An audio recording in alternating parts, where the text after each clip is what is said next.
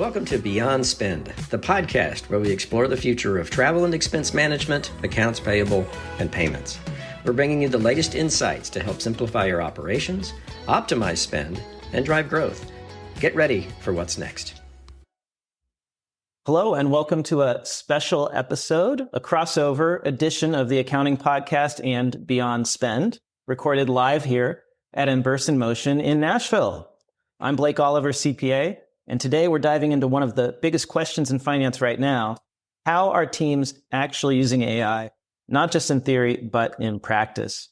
My co-host for this crossover episode is Adriana Carpenter, CFO of Emburse. Adriana? Blake, great to meet you. Nice to see you, and happy to be here. I'm really excited about this.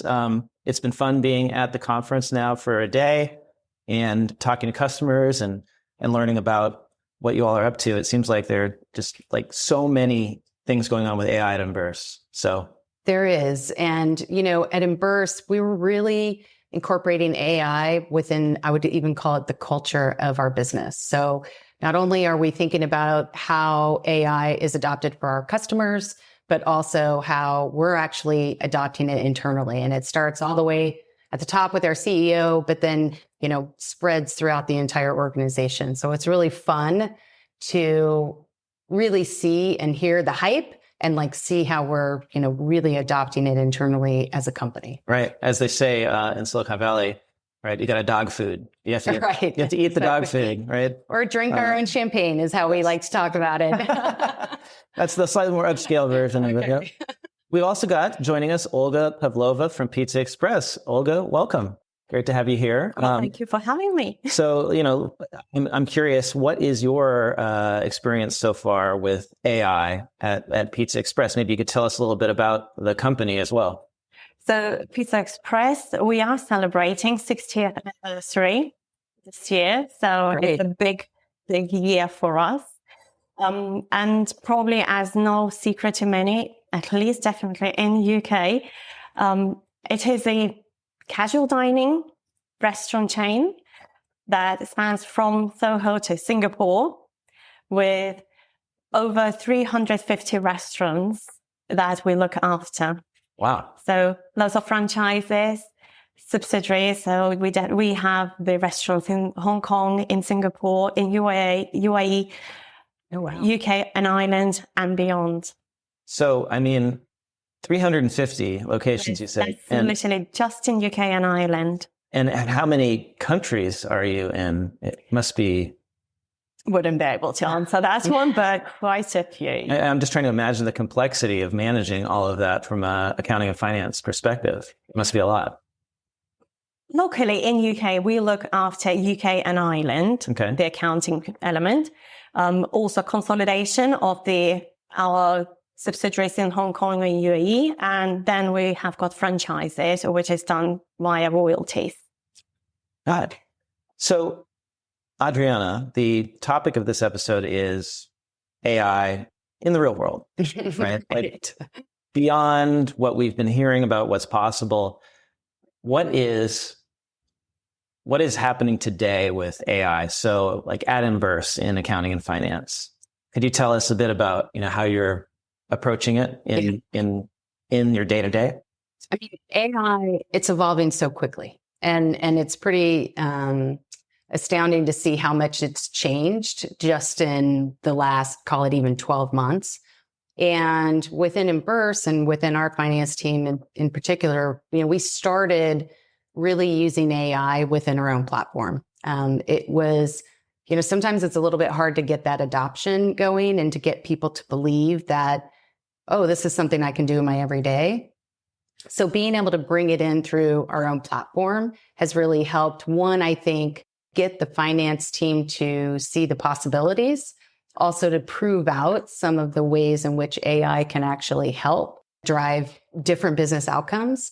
And now it's really created an appetite. It's like whetting an appetite to be able to say, okay, if I can achieve this type of maybe spend reduction, because I was able to go look at, what am I spending in this particular area or what am I seeing as an anomaly? Then it is creating this environment where, across our finance team, people are starting to raise their hand and say, there's so many other opportunities across, not just in the spend area, but really broader across that whole finance. I'll even call it the CFO org, where they can look for areas for adoption. So I think it's more, we started almost like grassroots with eating our own dog food and then really expanding beyond that. So give me an example. You mentioned spend control. Yeah. How are you using it in that area? So for us, recently, we just launched a travel and expense dashboard that basically looks at your end-to-end travel and expense, combines it all together. And we've really utilized that to dig in and truly find areas where maybe our policy is, we're seeing a lot of misalignment in policy. People are spending outside of a certain area. And so we've done education campaigns. We've actually changed our policies based on some of the feedback that we're getting within that data analytics. And then one other particular area is we were looking at how much vendor spend do we get going through our reimbursement process versus through what I would call a normal procure to pay process. And we like most of our vendor spend to go through I'll call it the procure to pay, because we want procurement involved. You get better rates, right? There's a lot of improvements and benefits to doing that. And so by using that dashboard, we're actually targeting and finding a whole bunch of vendor spend that was occurring outside of what I would say is the preferred method of how we want to go after our spend. Okay, got it. I want to dig into that more with you. So you have a PO process, that's right? Correct. You have a procurement process, but you also have spend that's happening outside of that. So I assume that would be on like corporate cards. Correct. Mostly. So maybe somebody went out and purchased a SaaS subscription and pushed it through their expense report, right? They put down their corporate card. There's a whole bunch of reasons we don't want that to happen. We want to be able to understand what are the SaaS instruments we're utilizing. We want to assess the security profile of any kind of SaaS subscription that we're enabling. We also want to make sure we're negotiating appropriate rates for that subscription. And then we also don't want 20 versions or 20 different subscriptions of the same SaaS solution. So by utilizing this analysis to say what vendors are like literally going through an expense process that really should be going through a different process so that we can, right, and get the proper, review. Right. Then we were able to then run education campaigns, go get those vendors and consolidate them over into one holistic subscription, reduce and negotiate better rates for that, et cetera. So you're taking the data from all of the spend that's happening. That's right. And then how are you generating this dashboard or this analysis? It's coming through our solution. So we had, so we basically have gone to our T&E dashboard and looked at specifically, hey, what kind of vendors are going through the reimbursement process, and identifying those vendors that are SaaS vendors and bringing them over and saying, okay, now let's bounce that up against, we use our own invoice solution. So bounce it up against what are we processing through invoices? Where do we see matched vendors? Where do we see similar vendors? And then how do we go address that? So then we had buckets of, we had Adobe and DocuSign, and, do we want just one of those and not both? We had 12 licenses of Adobe over here and one enterprise over here. And so we want to merge those. That would be like an example. And the analysis, how is that being done? Is that automation, rules-based, or is there AI that's plugged into There's AI that's plugged into that, because what's happening is our AI basically is going in and reading all the invoices, all the reimbursements. It's categorizing all of those all of that spend information.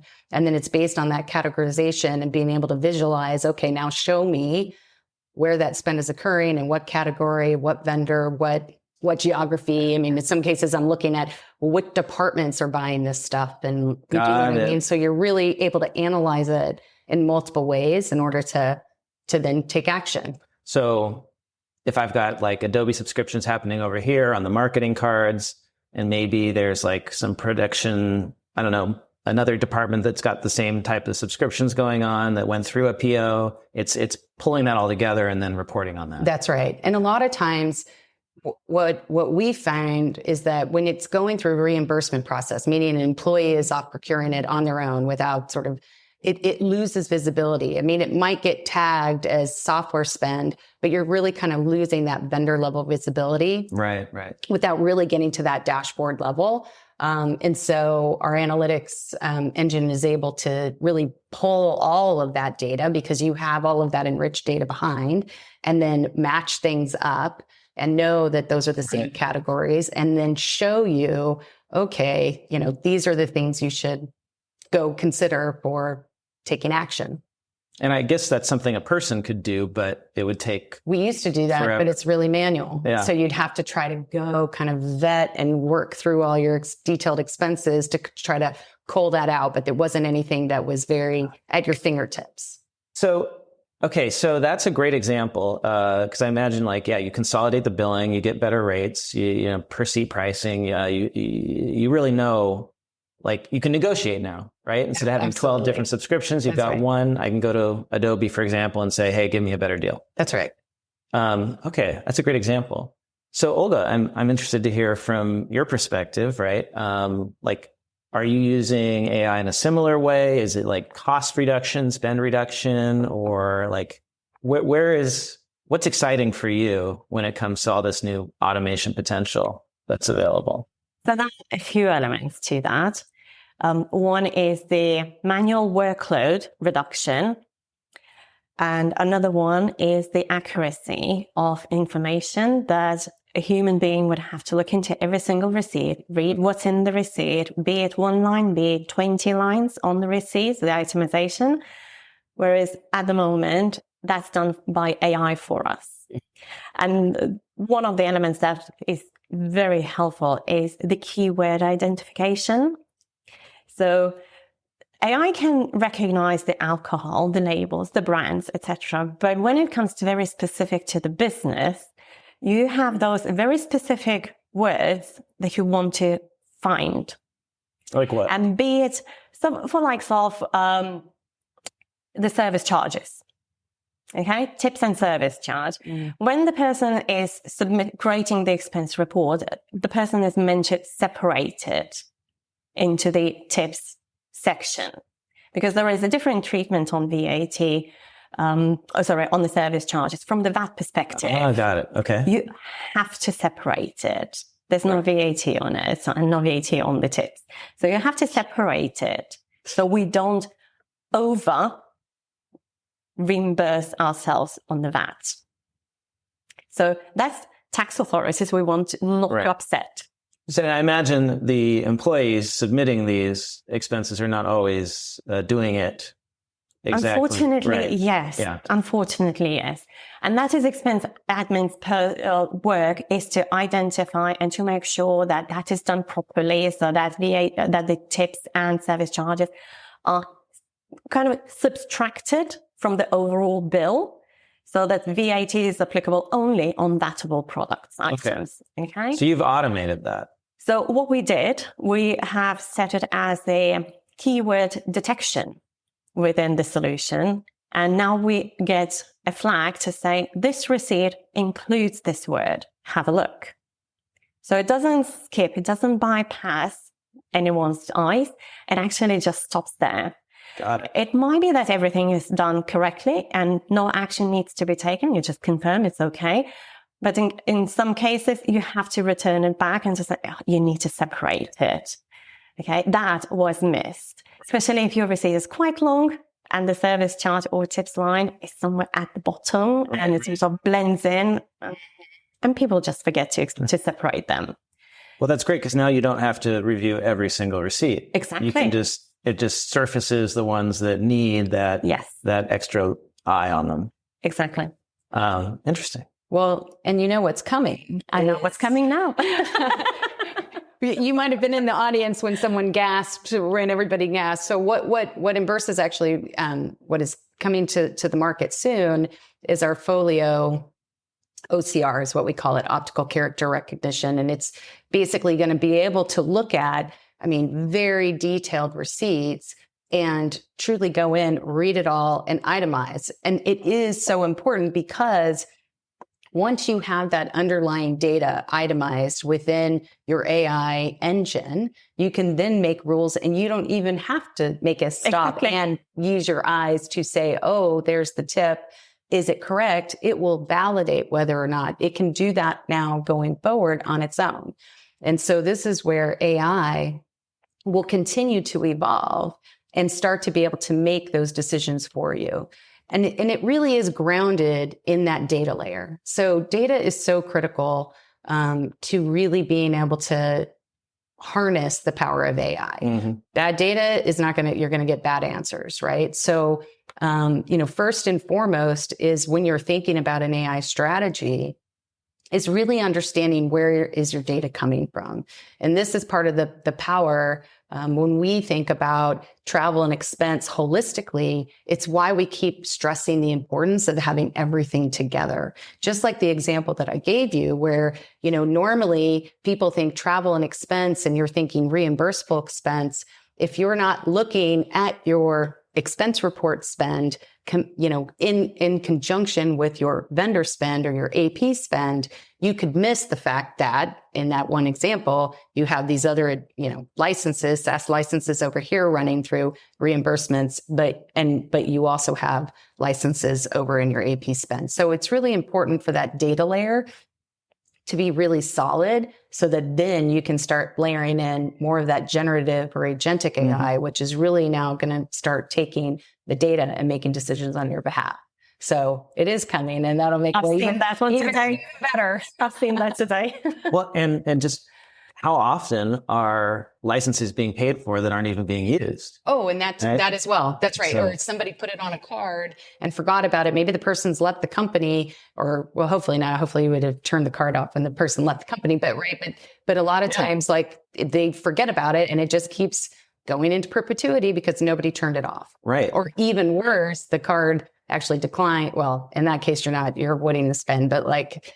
It's happened to me in my small business, right? Where an employee leaves and we've got a bunch of licenses for them because everybody's got dozens of SaaS apps now for every business. And you miss some, right? And it adds up over time, right? You realize, I've been paying for that for 12 months now and we didn't have to. So if you could somehow bring in data from, say, Microsoft or Google Workspace, right? Or your HR system, and then, AI could cross-reference your actual list of employees against what you're paying for, maybe identify areas to save, and probably really add up for like some larger customers. Absolutely. Absolutely. And it's save and avoid, right? There might be areas too where you want to just turn it off. That's right. So, Olga, what is the most painful manual task that you have automated? Just stop looking at something that doesn't need to be looked at. Review. That is definitely quite painful. We've got thousands of transactions going through. And if you look at something, you've spent, even if it is a minute or two, but you've spent that minute or two looking at something that you just, at the end of it, you're just like, it's okay. So why did I look at it? Right. So having it automated where all the validations, obviously based on the configuration in place, if all validation is a pass, you don't need to look at it. You literally deal with where your attention, your justification is required. Spend time where it's valued, spend time where it's needed. So I think that is the key. That's definitely the key. Although at the same time, you always see the bad things. So you have to occasionally just step back and have a look at those things that are good. And I personally do when I have a look at the reports. If you feel like you're getting down a little bit, just change the filters and look at all these good things that are going through. So just to get that percentage, look at the statistics, look at the analytics element of it, and enjoy the view where this high percentage is actually going through without anyone touching it. Mm-hmm. That is incredible. Yes. Another thing is, as I've mentioned, the keyword search. Is being able to identify if the wrong category has been selected. So when the user creates a report, they make it judgment based on the experience, based on assumptions, on understanding. However, from the accounting perspective, when it comes to that, it's not necessarily always needs to go to where it's being pointed to. So being able to identify those records and literally to recategorize them, that's a benefit to the accuracy of P&L, accuracy of which budget it was meant to be at. So when you compare budgets versus actuals, you're getting as close as possible rather than a massive overspend in one place and underspend in another place. Yeah. And then trying to untangle it with thousands of records going through the ledgers. It's a task afterwards. So you actually save the time further down the line by addressing it at the very beginning. It sounds like a small thing, but it's actually a big thing, right? Because exactly. I've been there. You're reviewing your variance report and you realize something's wrong. And then you go in and you have to dig in all the transactions and reclassify, recategorize, and you're doing it at the end, right? So like, tell me how like, paint a picture for me. When you say that it's automatically recategorizing, or is it like similar to the receipt example you gave, where it's highlighting this might be wrong? Yes, it's highlighting. Unfortunately, not automatically recategorizing, but it's highlighting that we found this receipt in this category.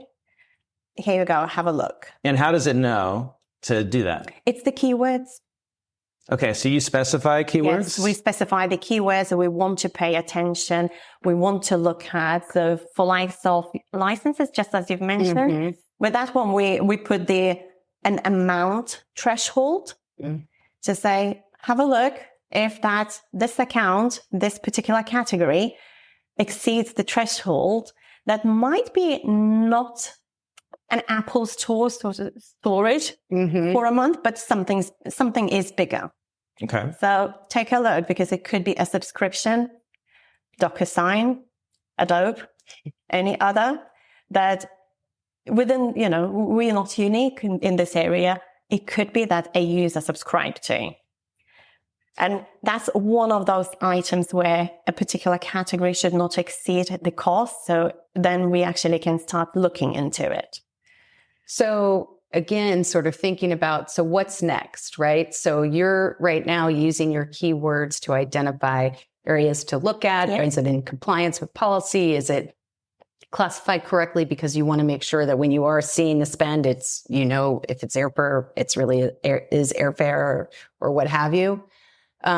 We are actually rolling out a data quality dashboard for this very reason, so that as our customers are looking at your tags, your keywords, and you see that a particular item, maybe you have gifts as a category, and you're finding that your data quality, every time a gift comes up, it's being corrected. It's only being accurately classified as a gift maybe 70% of the time. And so you're going to go in, and it will allow you then to make adjustments so that you can properly match what that spend is to what the right keyword is, so that then again, you can take advantage of that AI functionality going forward to then know, all right, it's properly classified. And now I can do more with policy enhancement or policy enforcement, prevention, what have you. So again, it gets back to data quality is critical. And so being able to actually very quickly see somebody manually went in and corrected this 30% of the time, I need to go make an adjustment here so that the accuracy vastly improves to then obviously improve your outcomes. And that's why the accurate OCR, the scanning of all the receipts, it's kind of foundational, right? That becomes like the first, sort of line of defense is you've got to be able to read everything, and then you have to be able to contextualize what you're reading. So same exact example, you may be able to read a receipt and say, oh, I can see a dollar sign, but is that a US dollar, Canadian dollar? What currency is that? And utilizing AI, you can actually put it into context. You can see that, maybe there's a city and country on there, or a city and state, and it can infer from that, oh, okay, this is a US dollar receipt versus a Canadian dollar receipt. It can look at the dates differently. If it knows it's international, it knows it's, day, month, year instead of month, date, year.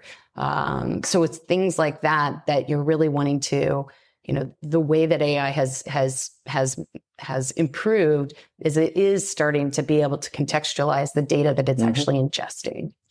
I just feel like there is so much opportunity for AI when it comes to spend, and especially expense reimbursements, because so much of what we do is manual, and it takes a lot of accessing different systems and, like you said, contextual data, but it's not that complicated, right? Like when I make my expense report, it's me going onto my calendar and looking at where was I last month during this date range, and then looking at my card statement and trying to figure out, what were these for? What event was this for? Right? So that's a great example. So why do you have to do that? Right. You shouldn't. So this is where, you start to get that, where you're bringing in all that data. You're bringing in your calendar. We will go look, we'll bring in the direct card feeds. We'll bring in the receipt. Emails. Bring in my emails even. Bring in emails so that then you can ingest all of that data and then make associations, so that now when you go into your app, it's going to say, hey, I see you traveled on May 20th. And I can see from your calendar, and you had lunch, and I can see that you had lunch on your calendar. And you know, if it could fill out who I had lunch with and what the business purpose was. Well, you saw that Olga and Adriana were on the calendar invite. Yes. And so it will assume that Olga and Adriana were there, and it knows that it was at noon. So it's going to assume it's lunch. It's going to know that we were in Dallas, Texas, because it says it on the receipt. So it knows it's in US dollars. It's also going to be able to separate out things like, tips, tax, other things that you maybe might, alcohol versus food. If that's a particular policy that you want to enforce, and then it will create the expense report for you. So it's going to pre-populate all of that. When the charge hits your credit card, you just paid for lunch. Thank you. It was really wonderful. You will get an immediate prompt. Hey, take a picture of your receipt. So I'm taking a picture. Guess what? You just took a picture of the receipt that only has the credit card amount and your signature and the tip. But as we know, and you just described it, we need to be able to see in finance, we need to be able to prove like sales tax, how much the tip is. You need more of that itemization of what you bought. And so immediately we're going to prompt you and say, you didn't take an itemized receipt. You need to get that as well, so that you're also trying to change that user behavior, right? You're informing your user, the employee, hey, this is how you follow policy, because I'm telling you in the moment, you got to get that itemized receipt. So now I'm going to take the itemized receipt, and then it's going to also bring in the card feed, so that we can marry up that, yes, the charge that we see here on your pictured receipt is the same charge that's coming from the card company.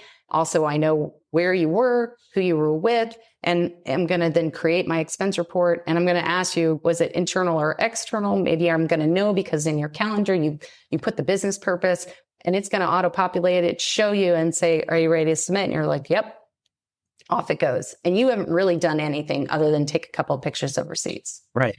It sounds like a dream, right? I mean, we're going from, I have to manually assemble this thing with a, printing. We have been taping receipts to pages, scanning them, right? Making Excel sheets, and think about how much time that takes people. And these are highly compensated employees too. So their time is valuable, right? Like, especially like your traveling sales team and all that.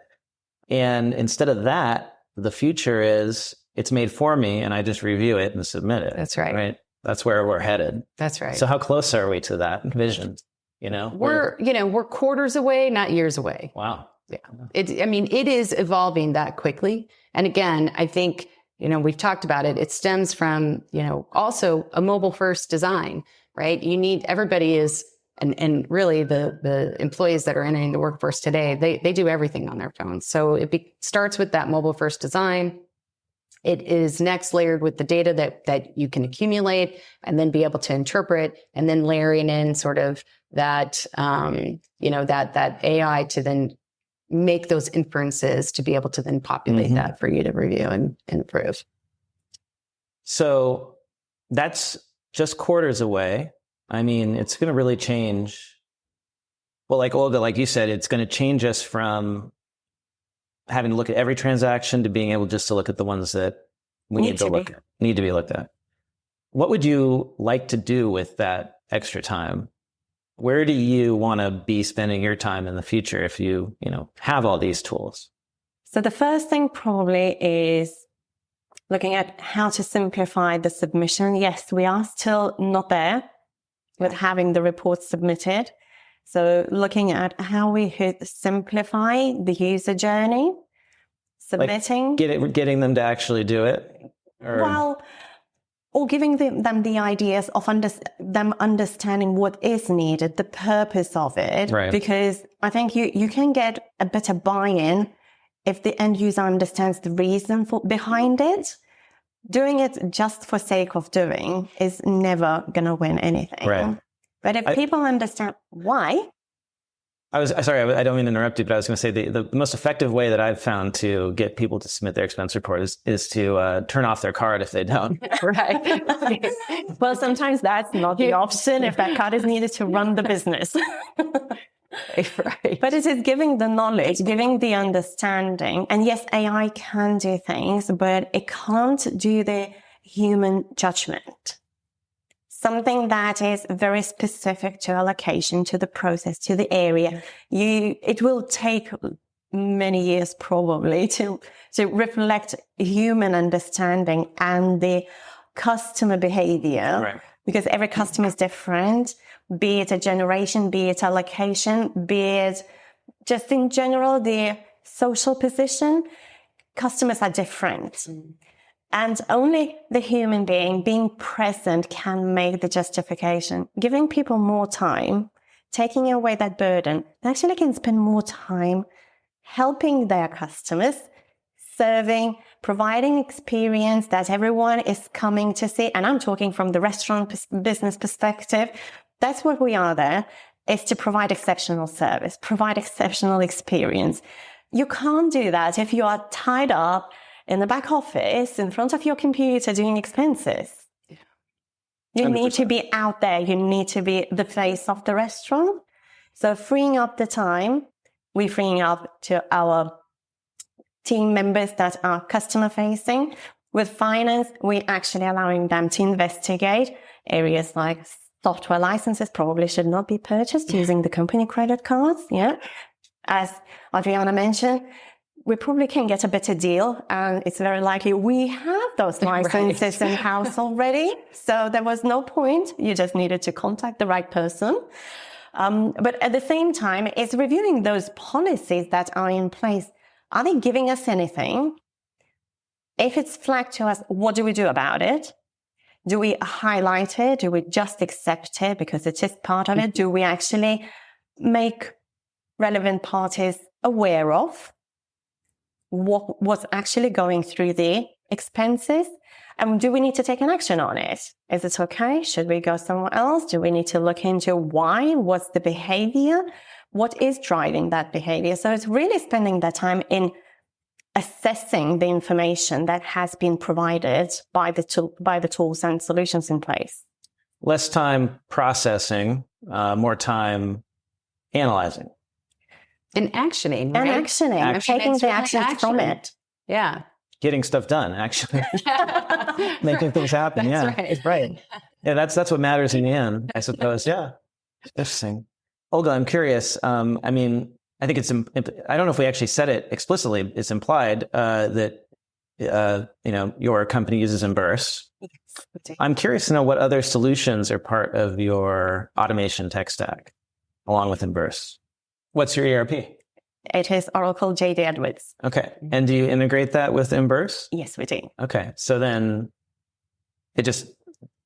everything from Emburse flows in? Like how does that work? The magic just happens. The magic just happens. There you go. I guess that's it's funny because we call that's sort of like old school automation now, right?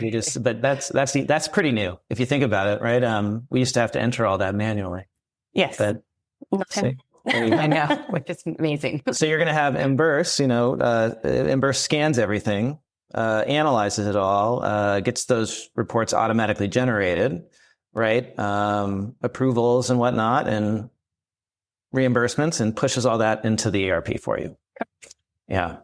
Now, did you have to do it the old way? Have you had experience, the old way? Okay, so for all the young folks listening, can you quantify for me the difference in terms of like the time it takes now versus what it used to be?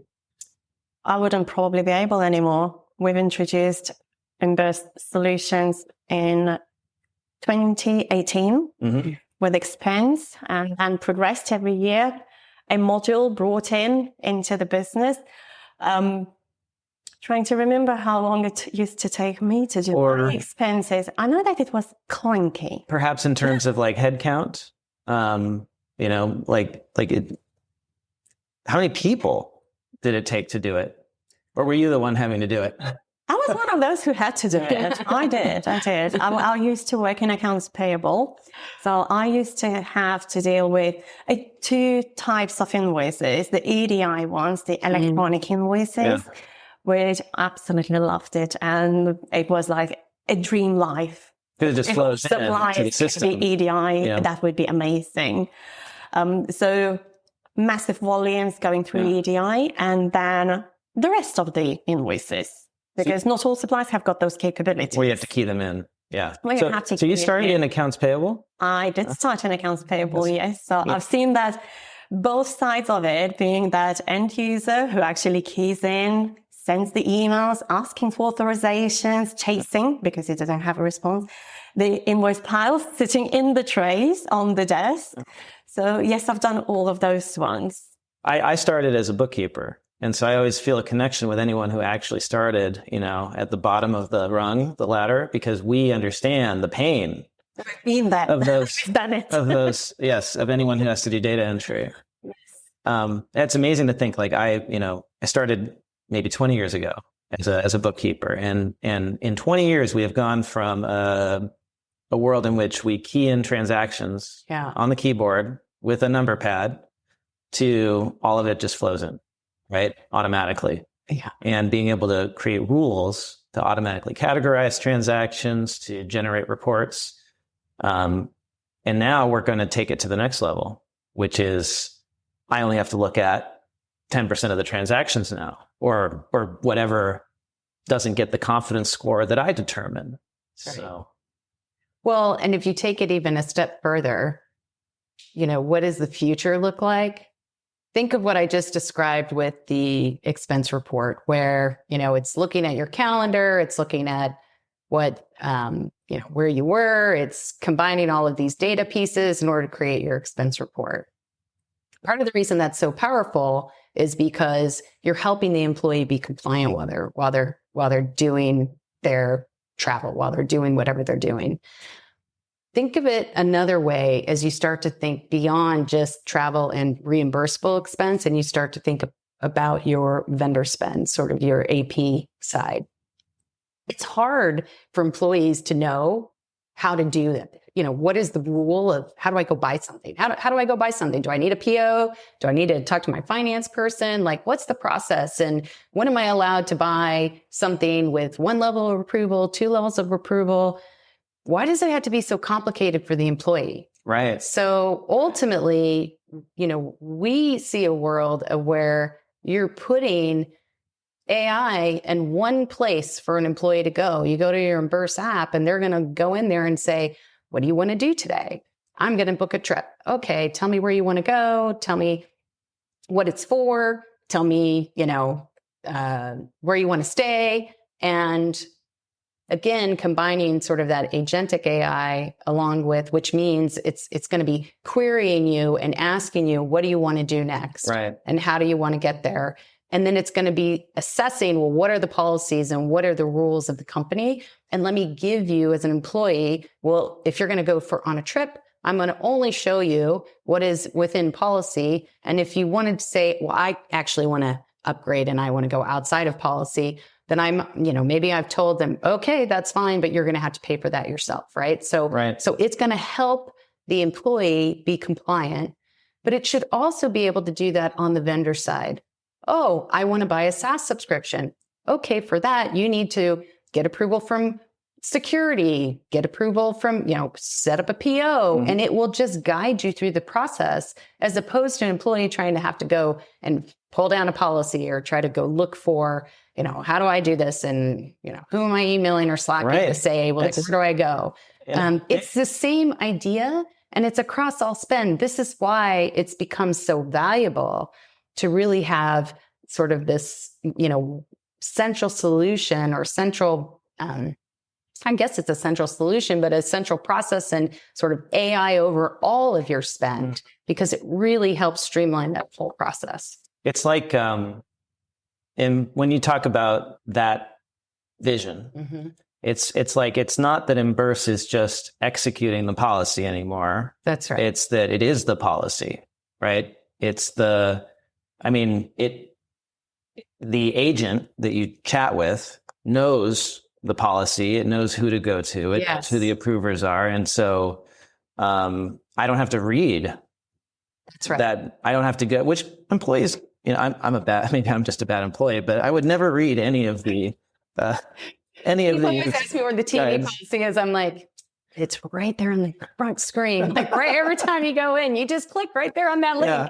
They're like, oh, okay. But it's like people are busy, and then especially your high performers in particular can't be bothered, right? They're just, I just want to do my job, right? And so then they go outside of it because they're just like, I need to get this done. I don't have time to deal with this. That's right. But if you make the app able to navigate all that for them, I chat with it. And it helps route me to who I need to go to and get the approvals I need to get and do it the right way. That's right. So that's a load off. And this is what you're talking about, that it's the beauty of where AI is leading us. It is to really free up both the employee who is trying to spend in some way, and they want to do it the right way. They just need to know how. And it's allowing them to do that in a very easy manner, so that they can actually focus on customer service and, and doing what they should be doing. And from a finance perspective, we have a lot more control over how employees are executing, because we're leading the witness. We're basically showing them this is how you do it in order to be compliant. Right. And so it's very preventative. In accounting and finance, we love preventative controls, because why? It prevents the bad behavior. It prevents the negative from happening. And so if those controls are too hard to work with, you end up preventing the good stuff too. That's right. And so there is a balance, right? So that's exactly right. You don't want to prevent people from doing their job. Well, that's why often finance, in a bad situation, right? Finance is perceived as being negative. That's right. You can't do this. You can't do that. It doesn't fit into the budget. And this helps us not be that. We can be enablers, control spend without everybody feeling like they're micromanaged. I think is the dream. And then the finance professional, they're now working with the person in the business to say, well, why are you trying to spend that money? And how can I help you maybe prove, what is the ROI you're going to get from that spend? Why do you want to do it? What is the business outcome you're seeking? Right. So the finance professional is spending time on that instead of spending time, okay, well, you need to fill out this PO form and then you need to go around, right? And instead of sort of shepherding a process, they're really now, as you described, helping to be a partner to that business person.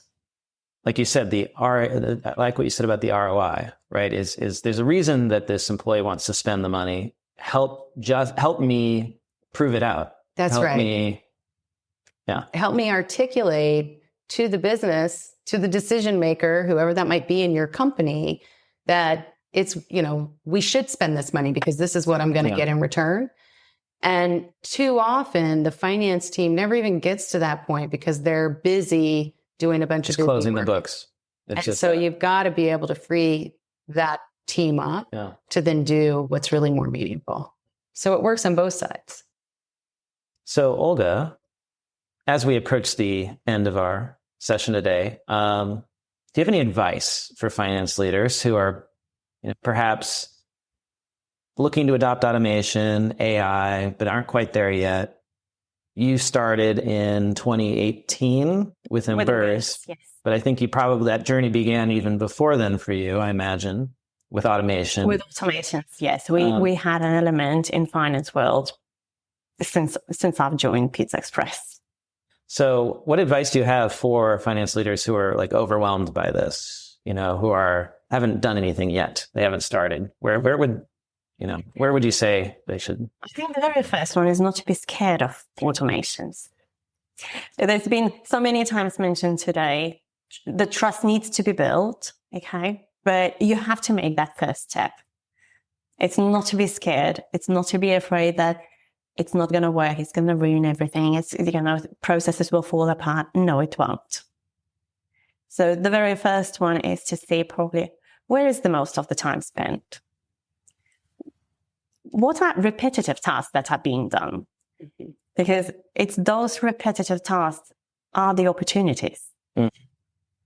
If one person can do, 5 people can do, 10 people can do, maybe it's time to automate it and let those 1, 5, or 10 to actually bring the best elements and what they're actually the best at, be it analyzing, be it recommending, finding the new ways of doing things, but it's not to be afraid of automations, not to be afraid of technology. So you're not worried it's going to take your job? I wouldn't think so. If it was to take the job, I think I might have been out of job already because I'm the one looking after the system. If everything's automated, That's it. But it's not. The world is changing.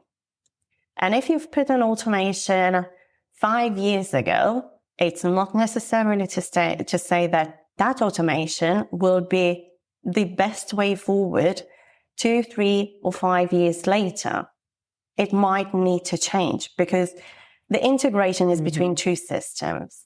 It's not that one system is evolving, all systems are growing, all become better, all become more technology savvy. If it was always about flat files before, now you're looking at REST APIs. You've got connectors between the systems. Emburse have got a connector now, and every company, every solution is changing. So that means you'll have to revisit it. You'll have to look, is it more beneficial to do it better, to do it differently? At the same time, it will give the opportunity to review what we've been doing yesterday. Is it the best way to do tomorrow? Reassess, challenge yourself, challenge what you've been doing earlier this morning, last year, last month, last week. Just challenging, reviewing, it must be a better way. And in most cases, the answer will be a yes. And that's where the value will be added. Do it in a better way now, spend a little bit of time to save time in the future. Spend time today to save time in the future. Yep. And it's clearly worked out for you. It has. Yeah.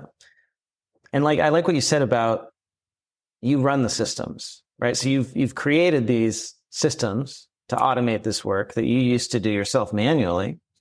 I probably haven't developed them myself, but I have specified. You've implemented them. You oversee those systems now. Yeah. And there will always be a human who has to, make sure everything's working properly, right? So, Adriana, how about from your perspective, advice for finance leaders looking to implement automation? I would say first, educate yourself. Educate yourself, educate your team.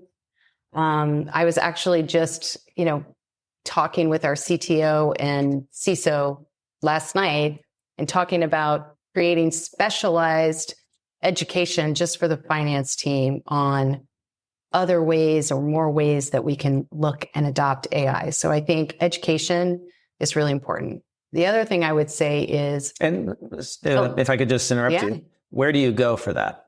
Where do you look for education around this? I mean, I go to a lot of different we have like a CFO organization that I'm a part of, and I get ideas from that. I get ideas from others in the industry. I get ideas from my CTO. I just asked him last night, hey, these are some ideas that I have. What are some other good classes that you're aware of, right? Go to other experts in that field, talk to your data team. So I think there's a lot of different areas that you can go to. I tend to sort of lean towards, yes, what can I go search for? What are the communities I'm a part of that are sort of feeding that information to me? And then who are people that I know that are, I will call much more experts at it than I am. Right. And what can they recommend? So those would be the areas I would go to. And then I think the other thing is, as a finance professional, there are a lot of solutions out there that are available to assist, whether it be in, not just in spend management, but cash flow forecasting, or just your normal forecasting, and around payments. We didn't even get to that topic, and how you think about streamlining and optimizing sort of treasury. So there's a lot of different areas and a lot of solutions. Look for partners that are investing and leading in these areas, because they can also make it easier as a finance org to adopt and then continue to iterate. I mean, you just said technology is constantly changing. And so if you can find partners that are also continuing to invest and change and adapt as the technology is adapting, it can ease your burden, because you don't want to be doing that yourself. Right. I mean, you could, but it's easier to leverage the partners in that situation. Well, and the tech is changing so rapidly that if you implement a solution that's built for now, then you might have to switch it in 5 or 10 years. That's right. Or less even. So if, like you said, if you want to benefit from what AI is going to do in accounting and finance, partner with a vendor, a developer that is building that into the platform, that has a vision for it. That's like the vision that you painted was very appealing. I can't wait for it. But so, that's the benefit too of, when the finance teams at software companies are using the software themselves, then you're basically, like the biggest advocate for accountants at Emburse, right? That's right. Because you have direct access to that team that's right. building it. So, that's right. Yeah, I'd love to see that. Well, thank you so much for this conversation. It's been really wonderful talking to you both, Olga, Adriana. Is there anything else you'd like to say before we close out today? I would just say, don't be afraid and jump in. I think you actually led with that at the top, saying you really need to embrace it. It is AI. It's not just the future. It's today. Like, don't wait, get started. There's no step that's too small.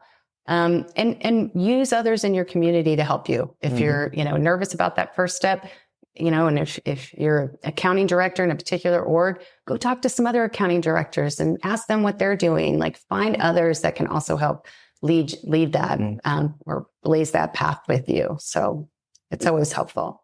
One thing that I do a lot, and I don't know, maybe this is because I don't have enough friends, is I talk a lot to AI. You can also chat GPT the question, I guess. Right. It's great to have like groups of professionals that you talk to, but also it's kind of incredible what you can learn just from these tools like, chat GPT, obviously everyone knows, but there's also Perplexity. Yeah. And it's like, I remember when Google became a thing, right? We could Google for information, and the world's information is now at your fingertips.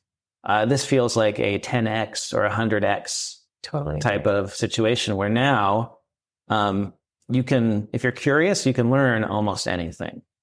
So I guess my tip would be is don't be afraid to speak to people about what do they do in the business. And it doesn't have to be just that solution. You literally can go to the conferences, to the events organized by various businesses, and your topic might drift away from the original purpose of the conference, but you gather the insight into what others are doing, what other issues they face, what have they done differently, implemented something, and then speaking to your subject matter experts within the business to understand where the pain points are, where the time saving would help them, because it's not for myself, probably not to you, to decide what to do. It all comes from those who actually are doing those processes. They are the key people to give you the information to take the next steps to enhance the processes. I think that's great. So it's talk to your professional colleagues, get out there with fellow CFOs and controllers, and get out of your office and talk to the stakeholders in the business, right? I think it's get out from behind the screen. Yes. Is kind of my takeaway from that. Wonderful. Well, Adriana, Olga, thank you so much for your time today, and hope to see you around soon. Thank you. Thank you for having.